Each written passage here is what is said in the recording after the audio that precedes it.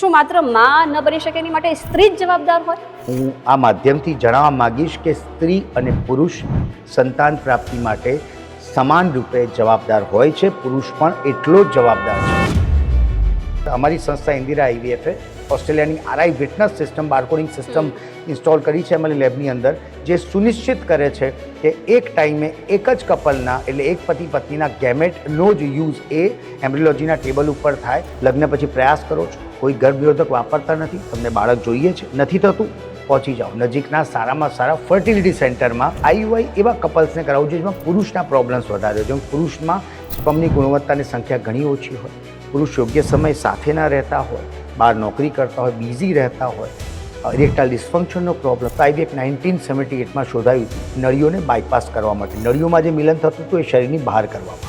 IVF જરાય painful નથી, એને ભૂલી જાઓ. તો લોકો એક કોમન છે કે એવું વિચારે છે કે IVFમાં બીજા કોઈનું બાળક હોય, તો એ પણ સદંતર રીતે હું માનીશ કે ખોટી વાત છે.